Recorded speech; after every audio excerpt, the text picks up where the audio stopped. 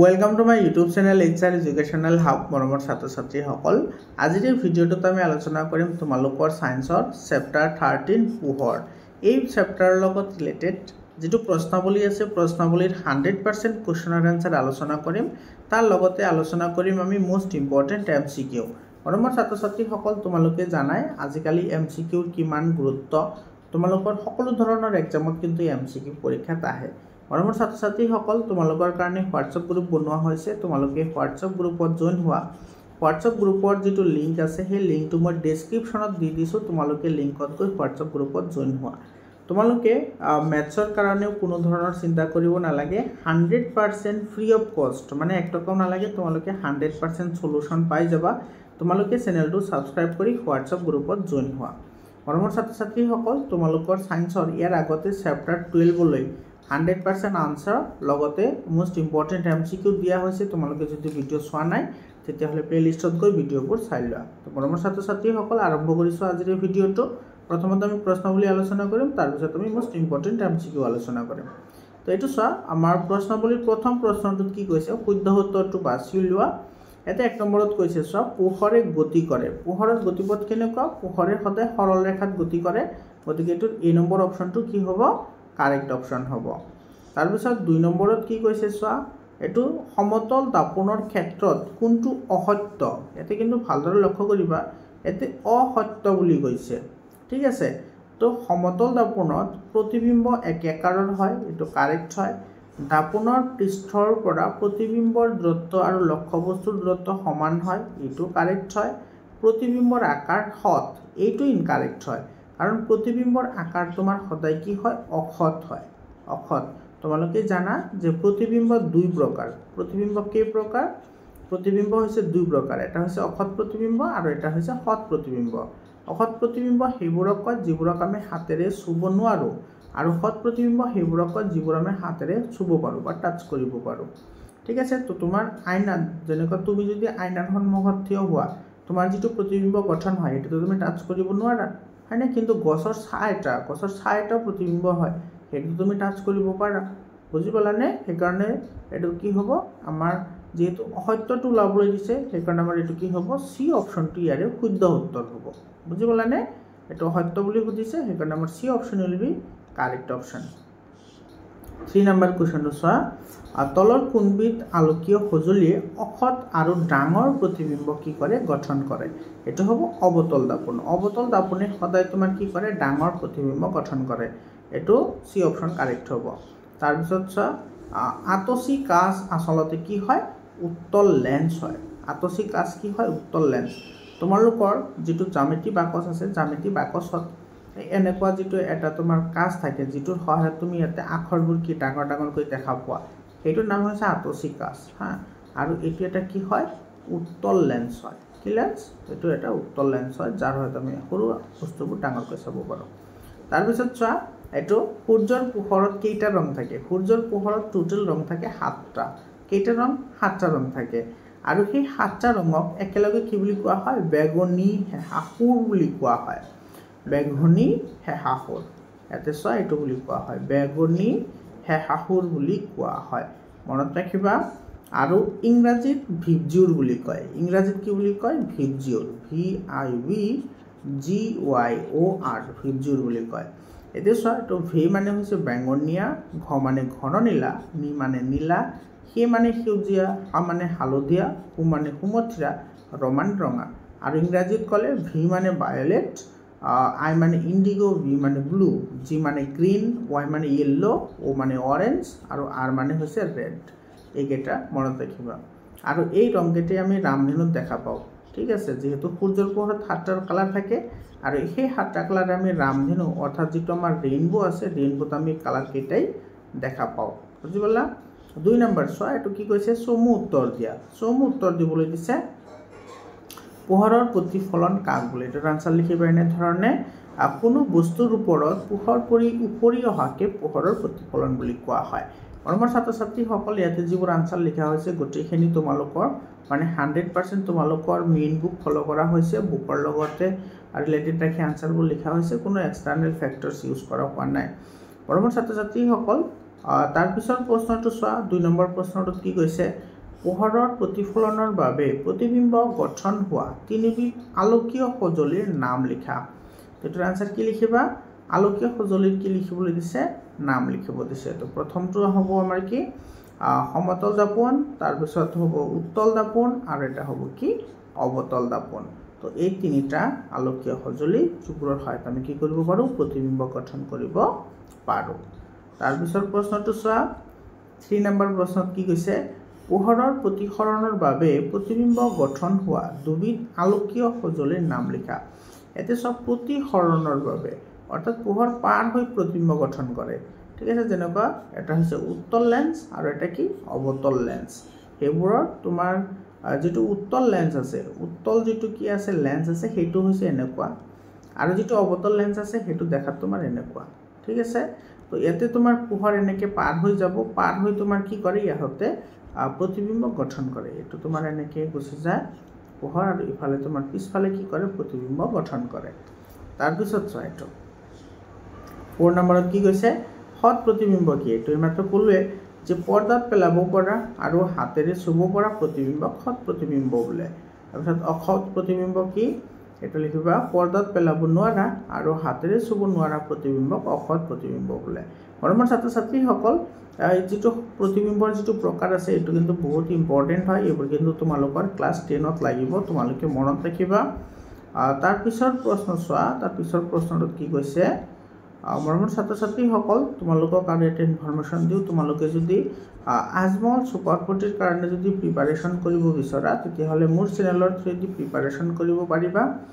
তোমালোকে চেনেলটো সাবস্ক্ৰাইব কৰি হোৱাটছআপ গ্ৰুপত জয়েন হোৱা আৰু তোমালোকে মেথছৰ কাৰণে কোনো ধৰণৰ চিন্তা কৰিব নালাগে। 100% তোমালোকে সকলোখিনি পাই যাবা আপ টু ক্লাছ 10 মানে ক্লাছ 10 লৈকে 100% মই তোমালোকক 100% ফ্ৰী অফ কষ্ট তোমালোকক পঢ়াম। তোমালোকে চেনেলটো সাবস্ক্ৰাইব কৰি হোৱাটছআপ গ্ৰুপত জয়েন হোৱা। তাৰ পিছৰ প্ৰশ্নটো চোৱা এটো বহুত ইম্পৰ্টেন্ট কোৱেশ্চন হয় পিনহল কেমেৰাত কিয় ওলোটা প্ৰতিবিম্ব গঠন হয়। এটো বহুত ইম্পৰ্টেন্ট কোৱেশ্চন হয়। এনেকুৱা ধৰণৰ কোৱেশ্চন তোমালোকৰ ফাইনেল এক্সামতো আহিব। ঠিক আছে, তেতে কি কৈছে চোৱা পিনহল কেমেৰাত ওপৰৰ পৰা অহা পোহৰ ৰশ্মি তলৰ ফালে আপতিত হয় আৰু তলৰ পৰা অহা পোহৰ ৰশ্মি ওপৰৰ ফালে আপতিত হয়। সেই কাৰণে প্ৰতিফলনৰ পিছত আপতিত ৰশ্মিবোৰ উল্টাকৈ প্ৰতিফলিত হয়। সেই কাৰণে পিনহল কেমেৰাত উল্টা প্ৰতিবিম্ব গঠন হয়। বহুত ইম্পৰ্টেন্ট হয়। এটো কিন্তু তোমাৰ আজমল সুপাৰ 40 তোমাৰ যেবোৰ এন্ট্ৰেন্স এক্সাম হয় সেইবোৰতো কিন্তু এই প্ৰশ্নটো আহা দেখা যায়। 7 নম্বৰ কোৱেশ্চনত কি কৈছে চোৱা উত্তল দাপনত কেনেকুৱা প্ৰতিবিম্ব গঠন হয়। এটাৰ আনসাৰ লিখিবা এনে ধৰণে উত্তল দাপনত লক্ষ্যবস্তুৰ সকলো অৱস্থানৰ বাবে অসৎ থিয় আৰু লক্ষ্যবস্তুতকৈ সৰু প্ৰতিবিম্ব গঠন হয়। এটো বহুত ইম্পৰ্টেন্ট কোৱেশ্চন হয়। এইবোৰ কিন্তু ক্লাছ 10ত লাগিব। মৰমৰ ছাত্ৰ ছাত্ৰীসকল মই তোমালোকক বাৰে কম যে তোমালোকৰ সায়েন্স মেথছ বিশেষকৈ তোমালোকে কিন্তু কেতিয়াও ইগনোৰ নকৰিবা। এইবোৰ কিন্তু তোমালোকৰ আপাৰ ক্লাছত লাগিব। তাৰ পিছত 8 নম্বৰ কোৱেশ্চনটো অবতল দাপনত কেনেকুৱা প্ৰতিবিম্ব গঠন হয়। এটোৰ আনসাৰ তুমি এনে ধৰণে লিখিবা যে অবতল দাপনে বিভিন্ন প্ৰতিবিম্ব গঠন কৰে যেনে লক্ষ্যবস্তু দাপনৰ ওচৰত ৰাখিলে অসৎ থিয় আৰু ডাঙৰ প্ৰতিবিম্ব গঠন হয় আৰু লক্ষ্যবস্তু দাপনৰ দূৰত্বত ৰাখিলে সৎ ওলোটা আৰু সৰু ডাঙৰ বা সমান প্ৰতিবিম্ব গঠন হ'ব পাৰে। ঠিক আছে, সৰুও হ'ব পাৰে ডাঙৰো হ'ব পাৰে বা সমান আকাৰৰ প্ৰতিবিম্ব কি কৰিব পাৰে গঠন কৰিব পাৰে। তো তোমালোকে মই যেনেকৈ লিখিছো এনেদৰে আনসাৰ লিখি দিবা 100% আনসাৰ হৈ যাব। তাৰ পিছত চোৱা উত্তল দাপনৰ এটা প্ৰধান ব্যৱহাৰ কি। তো গাড়ীৰ পিছফালে চাবলৈ উত্তল দাপন ব্যৱহাৰ কৰা হয়। এটো বহুত ইম্পৰ্টেন্ট হয়। তোমালোকে জানাই যে গাড়ীত বা বাইকত বা স্কুটিত তোমাৰ পিছফালে চাবলৈ হলে এটা তোমাৰ কি ব্যৱহাৰ কৰা হয় এটা দাপন ব্যৱহাৰ কৰা হয় আৰু সেই দাপনটো হৈছে কি উত্তল দাপন। তাৰ পিছৰ প্ৰশ্নটো চোৱা এটো তোমাৰ কি কৈছে 10 নম্বৰ কোৱেশ্চনত কি কৈছে চোৱা অবতল দাপনৰ এটা গুৰুত্বপূৰ্ণ ব্যৱহাৰ কি বা লিখা। এটোৰ আনসাৰ লিখিবা এনে ধৰণে মুখৰ ভিতৰৰ দাঁত ডাঙৰকৈ চাবলৈ অবতল দাপন ব্যৱহাৰ কৰা হয়। এটো যিসকল দন্ত চিকিৎসক আছে অৰ্থাৎ যিবোৰ তোমাৰ দাঁতৰ ডক্টৰ আছে এই ডক্টৰ সকলে তোমাৰ মুখৰ ভিতৰৰ দাঁতবোৰ ডাঙৰকৈ চাবলৈ কি কৰে অবতল দাপন ব্যৱহাৰ কৰে। তোমালোকে যদি কেতিয়াবা ডক্টৰক দাঁত দেখুৱাইছা তেতিয়াহ'লে নিশ্চিতভাৱে তোমালোকে সেই আইনাটো দেখা পাইছা। তাৰ পিছৰ প্ৰশ্নটো চোৱা উত্তল লেন্সত কেনে ধৰণৰ প্ৰতিবিম্ব সৃষ্টি হয়। তো উত্তল লেন্সত বিভিন্ন ধৰণৰ প্ৰতিবিম্ব সৃষ্টি হয়। তো এনেকৈ লিখিবা লক্ষ্যবস্তুক লেন্সৰ ওচৰত ৰাখিলে অখত থিয় আৰু ডাঙৰ প্ৰতিবিম্ব গঠন হয় আৰু ২ নম্বৰত লিখিবা লক্ষ্যবস্তু লেন্সৰ পৰা দূৰত ৰাখিলে খত আৰু ওলোটা প্ৰতিবিম্ব গঠন হয় তাৰপিছত 12 নম্বৰ কোৱেশ্চনটো চোৱা অবতল লেন্সত কেনে ধৰণৰ প্ৰতিবিম্ব গঠন হয় এটো আনসাৰ লিখিবা এনে ধৰণে অবতল লেন্সত লক্ষ্যবস্তুৰ সকলো অৱস্থানৰ বাবে লক্ষ্যবস্তুতকৈ সৰু থিয় আৰু অখত প্ৰতিবিম্ব গঠন কৰে এবোৰ বহুত ইম্পৰ্টেন্ট হয় এবোৰ ক্লাস 10ত লাগিব তোমালোকে মনত ৰাখিব লাগিব তাৰপিছত প্ৰশ্নটো চোৱা উত্তল লেন্সৰ এটা গুৰুত্বপূৰ্ণ ব্যৱহাৰৰ বিষয়ে লিখা এটো 13 নম্বৰ কোৱেশ্চন এটো সৰু সৰু বস্তুবোৰ ডাঙৰকৈ চাবলৈ উত্তল লেন্স ব্যৱহাৰ কৰা হয় উদাহৰণ আতসিকাস তোমালোকৰ জ্যামিতি বাকছত যিখন কাচ থাকে যেটোৰ হয় সৰু আখৰবোৰ ডাঙৰকৈ দেখা যায় ঠিক আছে এটো হৈছে তোমাৰ কি উত্তল লেন্সৰ ব্যৱহাৰ 14 নম্বৰ কোৱেশ্চনটোত কি কৈছে চোৱা অবতল লেন্সৰ এটা গুৰুত্বপূৰ্ণ ব্যৱহাৰৰ বিষয়ে লিখা এটো আনসাৰ লিখিবা এনে ধৰণে বহুত ইম্পৰ্টেন্ট হয় দূৰৰ বস্তুবোৰ স্পষ্টকৈ চাবলৈ অবতল লেন্স ব্যৱহাৰ কৰা হয় উদাহৰণ চশমা আমাৰ যিসকলে দূৰৰ বস্তু দেখা নাপায় সেইসকলে যিবোৰ চশমা ইউজ কৰে সেইবোৰ অবতল লেন্সৰ দ্বাৰা গঠিত হয় উত্তল লেন্সৰো হ'ব পাৰে তাৰ পিছত চোৱা এটো 15 নম্বৰ কোৱেশ্চন সূৰ্যৰ পোহৰত থকা ৰংকেইটাৰ নাম লিখা এটো মই এইমাত্ৰ ক'লোৱে সূৰ্যৰ পোহৰত থকা ৰংকেইটাৰ নাম হৈছে বেগুনী হেহা সুৰ কিন্তু তোমাৰ এইটো একেলগে বেগুনী হেহা সুৰ বুলি কোৱা হয় আৰু ইংৰাজীত ভিপজিউৰ বুলি কোৱা হয় অসমীয়াত কয় বেগুনী হেহা সুৰ আৰু ইংৰাজীত ভিপজিউৰ বুলি কয় ঠিক আছে তো এইটো লিখি দিবা তোমালোকে মই এইমাত্ৰ ক'লোৱে কি আছে এইটো বেঙুনীয়া ঘননীলা নীলা সেউজীয়া হালধীয়া কুমথিৰা আৰু ৰঙা ঠিক আছে আৰ তাৰ পিছত চোৱা এইটো বেঙুনী হেহাহুৰ কি ইয়াতে দিছে বেঙুনী হেহাহুৰ কি বেঙুনী হেহাহুৰ হ'ল সূৰ্যৰ পোহৰত থকা সাতটা ৰঙৰ সমষ্টি এইটো চোৱা বে মানে বেঙুনীয়া ঘ মানে ঘননীলা নী মানে নীলা সে মানে সেউজীয়া হা মানে হালধীয়া হু মানে কুমথিৰা আৰু ৰ মানে হৈছে ৰঙা তাৰ পিছত চোৱা বগা পোহৰ কি এটো সূৰ্যৰ পোহৰৰ নিচিনাকৈ সাতটা ৰঙৰ বৰ্ণালী সৃষ্টি কৰা সকলো পোহৰকে বগা পোহৰ বোলে বহুতেই ইম্পৰ্টেন্ট হয় ঠিক আছে এতিয়া চোৱা এটা তুমি এটা শব্দ পালা যে বৰ্ণালী কি হয় তোমালোকে সিডি কেসেট দেখা পাইছানে বাৰু সিডি কেসেট তো সিডি কেসেট এনেকুৱা ৰাউন্ড ফিগাৰ থাকে তো তোমাৰ এই সিডি কেসেটডাল যদি তুমি এনেকে ভালদৰে চোৱা তাতে তুমি কেইটা কালাৰ দেখা পাবা সাতটা কালাৰ দেখা পাবা তাৰ পিছত তোমাৰ যদি প্ৰিজম এনেকুৱা ঠিক আছে ত্ৰিভুজ আকৃতিৰ কাচৰ বস্তু এটা যাক প্ৰিজম বুলি কও তো এই প্ৰিজমৰ মাজেৰে তুমি যদি এইফালে বগা পোহৰ দিয়া তেতিয়া হলে এইফালে সাতটা কালাৰ আহিব কেইটা কালাৰ সাতটা এটো কেইটা হল এটো চাৰিটা পাঁচটা এটো ছয়টা সাতটা কালাৰ আহিব আৰু হেকেটা কি হ'ব ভি টু আৰ হ'ব অৰ্থাৎ ভিপজিউৰ হ'ব ভি আই বি জি ওয়াই ও আৰ ভিপজিউৰ হ'ব সাতটা কালাৰ হ'ব তো এটো এই যিবোৰ তোমাৰ ৰঙিন উপাংশবোৰ যে বিভক্ত হল সেইবোৰকে তোমাৰ কি বুলি কয় বৰ্ণালী বুলি কোৱা হয় যেটো আমি সিডি কেসেটতো দেখা পাও ঠিক আছে সিডি কেসেট ধৰিলে তোমাৰ যেটো সাতটা কালাৰ দেখা পোৱা যায় সেইবোৰক কি বুলি কোৱা হয় বৰ্ণালী বুলি কোৱা হয় বগা পোহৰৰ বৰ্ণালী বুলি কোৱা হয় তাৰ পিছৰ প্ৰশ্নটো চোৱা এইটো তোমাৰ 18 নম্বৰ কোৱেশ্চনত কি কৈছে চকুৰ দৃষ্টি নিবদ্ধ মানে কি এটোৰ আনসাৰ লিখিবা এনে ধৰণে আমাৰ চকুৰ সম্মুখেদি অতি কম সময়ৰ ভিতৰত কেইবাখনো ছবি পাৰ হৈ গলে ছবিবোৰৰ মাজৰ পাৰ্থক্য আমাৰ চকুৱে মনিব নোৱাৰে ইয়াকে চকুৰ দৃষ্টি নিবদ্ধ বোলে তাৰ পিছত 19 নম্বৰ কোৱেশ্চনটো চোৱা ছবি আঁকিবলৈ দিছে উত্তল আৰু অবতল দাপন উত্তল আৰু অবতল লেন্স উত্তল দাপন আৰু অবতল দাপন এটো মই ইয়াতে আঁকি দিছো হা এটো 6 নম্বৰ উত্তল দাপন আঁকিবলৈ দিছে সবা উত্তল দাপন তোমাৰ কি হ'ব এটো তোমাৰ কি হয় উত্তল দাপন হয় এটো উত্তল দাপন আৰু হৈছে অবতল দাপন এটো তোমাৰ বাহিৰ ফালে থাকিব ঠিক আছে এটো হৈছে অবতল দাপন এনেকৈ আঁকিবা তাৰ পিছত তোমাৰ বি নম্বৰ চোৱা বি নম্বৰত কি কৈছে উত্তল লেন্সটো এনেকুৱা এটো হৈছে উত্তল লেন্স আৰু এটো হৈছে অবতল লেন্স এটো অবতল লেন্সটো এনেকুৱা এটো অবতল লেন্স এটো বুজি পালানে এটো অবতল লেন্স এটো উত্তল লেন্স এটো হৈছে তোমাৰ উত্তল দাপন এটো হৈছে অবতল দাপন এনে আঁকি দিবা তোমালোকে হৈ যাব এটো এটা আকাই আছে তাৰ পিছত চোৱা এটো বগা পোহৰৰ পৰা বৰ্ণালী কেনেকৈ পাব পাৰি এটো চোৱা এটো আনসাৰ এনেদৰে লিখিবা কাছেৰে তৈয়াৰী প্ৰিজমৰ মাজেৰে বগা পোহৰ পঠালে বগা পোহৰৰ সাতটা ৰঙলৈ বিভক্ত হয় প্ৰতিটো ৰঙৰ পুথিবোৰকে বৰ্ণালী বুলি কোৱা হয়। বহুত ইম্পৰ্টেণ্ট হয়, এইবোৰ কিন্তু ক্লাছ 10ত আছে, মই বাৰে বাৰে কৈ আছোঁ। তো তোমাৰ এইটো চোৱা, এইটো আমাৰ প্ৰিজম হয়। এই প্ৰিজমৰ মাজেৰে যেতিয়া বগা পোহৰ পাৰ হয় তেতিয়া 7টা কালাৰলৈ বিভক্ত হয়। সেইকেইটা হৈছে ভিজুৱেল, অৰ্থাৎ violet, indigo, blue, green, yellow, orange আৰু কি ৰেড। ঠিক আছে,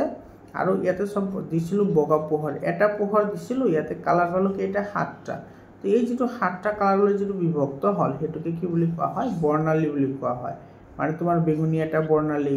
ইণ্ডিগো এটা বৰ্ণালী, ব্লু এটা বৰ্ণালী, গ্ৰীণ এটা বৰ্ণালী, এনেকৈ গোটেইকেইটা কি হয় বৰ্ণালীলৈ ৰূপান্তৰিত হয়। তাৰপিছত কুৱেশ্যনটো চোৱা, পোহৰ যে সৰল ৰেখাত গতি কৰে তাক এটা পৰীক্ষাৰ সহায়ত বৰ্ণনা কৰা। এইটোৰ আনচাৰ লিখিবা এনেধৰণে। এইটো চোৱা, তোমালোকৰ বুকত এইটো দিয়াই আছে, তোমালোকে এই চিত্ৰটো আঁকিব লাগিব, তোমালোকৰ বুকত ধুনীয়াকৈ দিয়া আছে। তো এইটোৰ আনচাৰ এনেদৰে লিখিবা, পোহৰৰ সৰল ৰৈখিক গতিৰ প্ৰমাণ। এইটো তেনেদৰে লিখিবা। চিত্ৰত দেখুওৱাৰ দৰে তোমালোকে কিন্তু ছাইডতে চিত্ৰটো আঁকিব লাগিব। টেবুল এখনৰ ওপৰত কাৰ্ডবোৰ্ডেৰে তৈয়াৰী 3টা কাৰ্ডবোৰ্ডৰ মাজত ফুটা কৰি সমান্তৰালকৈ স্থাপন কৰা হ'ল। এফালে এডাল মমবাতি ৰাখি আনফালে পৰ্যবেক্ষণ কৰিলে, এফালে এডাল মমবাতি ৰাখি আনফালে পৰ্যবেক্ষণ কৰিলে মমবাতিডাল দেখা গ'ল। এইবাৰ মাজৰ বি কাৰ্ডবোৰ্ডখন অলপ স্থানান্তৰিত কৰি আকৌ পৰ্যবেক্ষণ কৰা হ'ল, কিন্তু মমবাতি দেখা নগ'ল, কাৰণ প্ৰথমতে ফুটবোৰ একেৰেখাত আছিল, দ্বিতীয়তে 3টা ফুটা একেৰেখাত নাছিল। ইয়াৰ পৰা বুজা যায় যে পোহৰে সদায় সৰল ৰেখাতে কি কৰে, গতি কৰে। তাৰপিছত প্ৰশ্নটো চোৱা, নিউটনৰ কাহি পৰীক্ষাটো বৰ্ণনা কৰা। এইটো বহুত ইম্পৰ্টেণ্ট কুৱেশ্যন হয়। মৰমৰ ছাত্ৰ ছাত্ৰীসকল, তোমালোকৰ যদি PDF ফাইল লাগে তেতিয়াহ'লে 700028242824 এইটো মোৰ পাৰ্চনেল হোৱাটছএপ নম্বৰ হয়। তোমালোকে হোৱাটছএপ কৰিবা, তোমালোকে হোৱাটছএপত মোৰ নম্বৰ তোমালোকে PDF পাই যাবা। আৰু তোমালোকে হোৱাটছএপ গ্ৰুপত জইন হ'বলৈ নাপাহৰিবা, হোৱাটছএপ গ্ৰুপৰ লিংকটো মই ডেছক্ৰিপশ্যনত দি দিছোঁ। তো নিউটনৰ কাহিটো তোমালোকে কেনেদৰে বৰ্ণনা কৰিবা, এইটো চোৱা, এইটো আনচাৰ লিখিবা এনেধৰণে। ছাৰ আইজাক নিউটনে সৰ্বপ্ৰথম প্ৰমাণ কৰিছিল যে সূৰ্যৰ পোহৰত 7টা ৰং থাকে। এইটো কিন্তু বহুত ইম্পৰ্টেণ্ট হয়, এইটো কিন্তু MCQত আহে হা, যে সূৰ্যৰ পোহৰত যে 7টা ৰং থাকে সেইটো কোনে প্ৰমাণ কৰিছিল, সেইটো কৰিছিল ছাৰ আইজাক নিউটনে।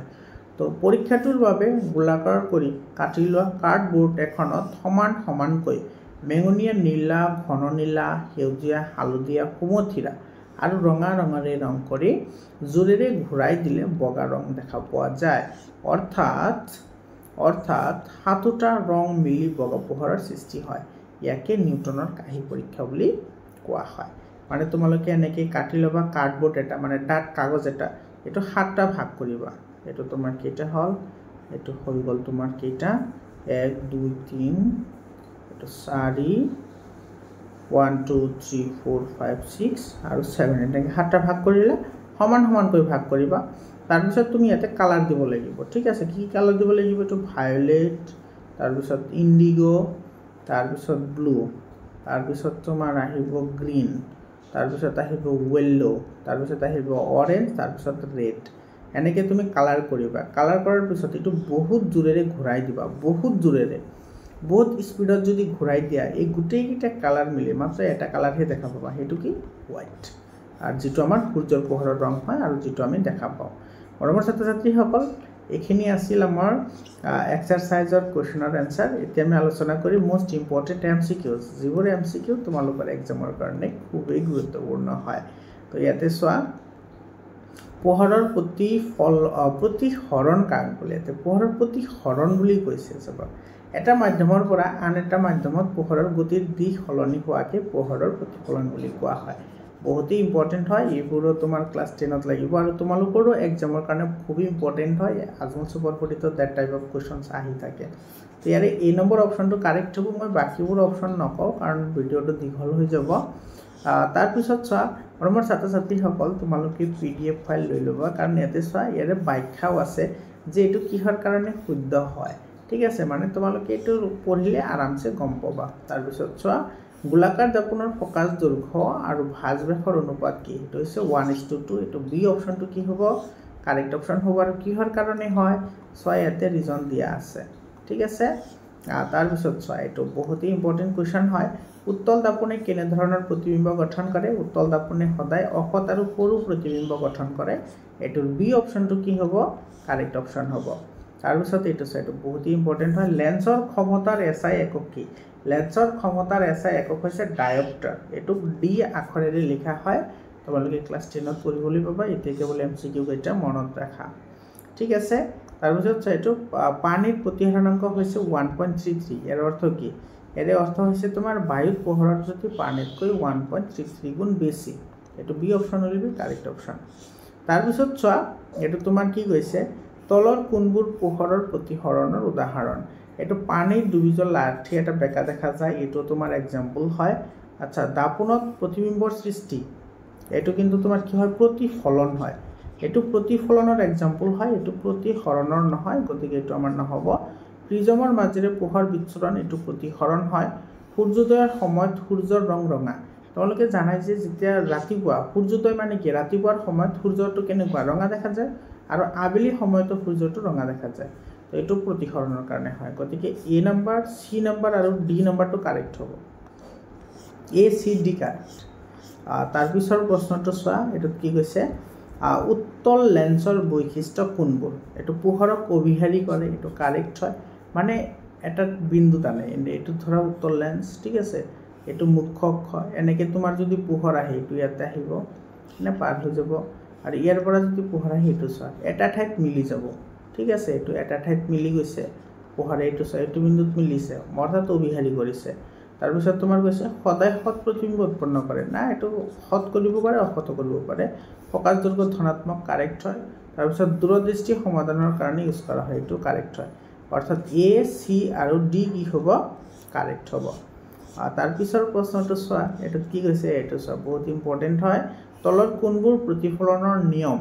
এটো আপতন কোণ প্ৰতিফলন কোণৰ কি হয় সমান হয় কাৰেক্ট হয় আপতিত ৰশ্মি প্ৰতিফলিত ৰশ্মি আৰু অভিলম্ব একেখন সমতলত থাকে এটো কাৰেক্ট হয় এটো প্ৰতিফলিত ৰশ্মি অৱলম্বৰ বিপৰীত দিশত থাকে এটো কাৰেক্ট নহয় পোহৰৰ দ্ৰুতি প্ৰতিফলনৰ সময়ত সলনি হয় এটো কাৰেক্ট নহয় মৰমৰ ছাত্ৰ-ছাত্ৰী সকল তোমালোকে কিন্তু এটো মনত ৰাখিবা যেটো প্ৰতিফলনৰ নিয়ম দুটা আছে প্ৰতিফলনৰ দুটা নিয়ম থাকে কেইটা নিয়ম দুটা এটো হৈছে এক নম্বৰ যেটো হৈছে আপতন কোণ প্ৰতিফলন কোণৰ সমান আৰু এটো হৈছে দুই নম্বৰ যে আপতন ৰশ্মি প্ৰতিফলিত ৰশ্মি আৰু অভিলম্ব একেখন সমতলত থাকে এটো তো এ আৰু বি কি হ'ব কাৰেক্ট হ'ব তাৰ পিছৰ প্ৰশ্নটো চোৱা এটো তোমাৰ কি কৈছে যে কোনবোৰৰ ক্ষেত্ৰত উত্তল দাপন ব্যৱহাৰ কৰা হয় তো তোমাৰ গাড়ীৰ পিছফালে চাবলৈ উত্তল দাপন ব্যৱহাৰ কৰা হয় আৰু তোমাৰ কি কৰা হয় আচ্ছা নিৰাপত্তাৰ কাৰণে তোমাৰ ৰাস্তাৰ মূৰত কি কৰা হয় ব্যৱহাৰ কৰা হয় দন্ত চিকিৎসকসকলে অবতল দাপন ব্যৱহাৰ কৰে দন্ত চিকিৎসকসকলে কি দাপন ব্যৱহাৰ কৰে অবতল আৰু সৌৰ শক্তি গ্ৰহণৰ কাৰণে কি কৰা হয় অবতল দাপন ব্যৱহাৰ কৰা হয় তোমালোকে কিন্তু এই কথাখিনিও মনত ৰাখিবা যে অবতল দাপন ক'ত ক'ত ইউজ কৰা হয় বহুত ইম্পৰ্টেন্ট হয় এইবোৰ তোমালোকৰ এক্সামত আহিব ঠিক আছে তাৰ পিছৰ প্ৰশ্নটো চোৱা এটো তোমাৰ কি কৈছে এতে প্ৰতিহৰণৰ বাবে স্নেলৰ সম্পৰ্কে কোনবোৰ উক্তি সত্য আপতন কোণৰ সাইন আৰু প্ৰতিহৰণ কোণৰ কোসাইনৰ অনুপাত ধ্ৰুৱক হয় এটো কাৰেক্ট হয় প্ৰতিহৰণাংক মাধ্যমৰ ওপৰত নিৰ্ভৰ কৰে এটো কাৰেক্ট হয় পোহৰৰ তৰংগৰ দৈৰ্ঘ্যৰ ওপৰত প্ৰতিহৰণাংক নিৰ্ভৰ কৰে এটো কি হয় কাৰেক্ট হয় আৰু প্ৰতিহৰণ সময়ত পোহৰৰ দ্ৰুতি বাঢ়ে এটো কাৰেক্ট নহয় গতিকে আমি কি পালো A number correct B number correct আৰু সি নম্বৰটো কি হ'ব কাৰেক্ট হ'ব তাৰ পিছৰ প্ৰশ্নটো চোৱা এটো তোমাৰ কি কৈছে এটো পোহৰৰ ৰশ্মি বায়ুৰ পৰা পানীলৈ প্ৰৱেশ কৰিলে অবিলম্বৰ কাষলৈ বেকা হয় এটো কাৰেক্ট হয় পানীৰ প্ৰতিহৰণাংক বায়ুতকৈ বেছি এটো পানীৰ প্ৰতিহৰণাংক বায়ুতকৈ বেছি বুলি কৈছে গতিকে এটো কি হ'ব কাৰেক্ট হ'ব গতিকে উক্তি 1 আৰু উক্তি 2 দুটাই কি হ'ব শুদ্ধ হ'ব লগতে 2 to 1 ৰ ব্যাখ্যাও হ'ব গতিকে এই নম্বৰ অপচনটো কাৰেক্ট হ'ব এবোৰ তোমাৰ এছাৰশন আৰু ৰিজনিংৰ কোৱেশ্চন হয় বহুতেই ইম্পৰ্টেন্ট কোৱেশ্চন হয় তাৰ পিছৰ প্ৰশ্নটো চোৱা এটো তোমাৰ কি কৈছে এটো তোমাৰ 12 নম্বৰটোত কৈছে যে অবতল দাপনে বৰ্ধিত প্ৰতিবিম্ব উৎপন্ন কৰিব পাৰে আৰু অবতল দাপনৰ প্ৰকাশ বাহিৰত থকা বস্তুৰ প্ৰতিবিম্বৰ বাবে তোমাৰ কি হ'ব সৎ আৰু বৰ্ধিত হ'ব এটো তোমাৰ কি হ'ব এটো এই নম্বৰ অপচনটো কাৰেক্ট হ'ব দুইটাতে শুদ্ধ আৰু উক্তি 2 হৈছে উক্তি 1 ৰ কাৰণ বুজি পালা তাৰ পিছত এইটো প্ৰশ্নটো চোৱাইতে কি কৈছে প্ৰতিসৰণৰ ফলত পোহৰৰ তৰংগদৈৰ্ঘ্য সলনি হয় এইটো কাৰেক্ট হয় পোহৰৰ ভিন্ন মাধ্যমত কি হয় ভিন্ন হয় এইটো কি হয় কাৰেক্ট হয় গতিকে তোমাৰ এইটো কি হ'ব উক্তি আৰু বিধান দুটা শুদ্ধ হয় কিন্তু 1 2 শুদ্ধ ব্যাখ্যা নহয় তাৰ পিছত এইটো চোৱা এইটো ইম্পৰ্টেন্ট হয় উত্তৰ লেন্সৰ ফোকাস দৈৰ্ঘ্য ধনাত্মক এইটো কাৰেক্ট হয় আৰু উত্তৰ লেন্সৰ ফোকাস দৈৰ্ঘ্য ঋণাত্মক এইটো ইনকাৰেক্ট হয় গতিকে এক শুদ্ধ কিন্তু দুইটো ভুল এইটো 1 নম্বৰ অপচনটো কি হ'ব কাৰেক্ট অপচন হ'ব মৰমৰ ছাত্ৰ-ছাত্ৰীসকল ইয়াতে সব বহুত ধুনীয়া ধুনীয়া এমসিকিউ আছে তো তোমালোকৰ যদি এই এমসিকিউ যদি পিডিএফ ফাইল লাগে তেতিয়া হলে তোমালোকে 700282424673 এটা মোৰ পাৰ্সোনাল হোৱাটসঅ্যাপ নাম্বাৰ হয় এইটো নম্বৰত তোমালোকে হোৱাটসঅ্যাপ কৰিবা মৰমৰ ছাত্ৰ-ছাত্ৰীসকল তোমালোকে হোৱাটসঅ্যাপ গ্ৰুপত জয়েন হোৱা হোৱাটসঅ্যাপ গ্ৰুপৰ লিংকটো মই ডেসক্ৰিপশনত দি দিছো আৰু ইয়াৰ আগতে 12টা চেপ্টাৰৰ এনসাৰ দিয়া হৈছে তোমালোকে হেবোৰ প্লেলিষ্টত গৈ ভিডিও চাই লবা আৰু ম্যাথছৰ কাৰণে তোমালোকে চিন্তা কৰিব নালাগে 100% ফ্ৰী অফ কষ্ট তোমালোকে গোটেইখিনি সলিউশন তোমালোকে মোৰ চেনেলতে পাই যাবা আৰু ইয়াতে তোমাৰ যিখিনি আছে সেইখিনি তোমালোকে গোটেইখিনি কৰিবলৈ গলে তোমাৰ ভিডিওটো দীঘল হৈ যাব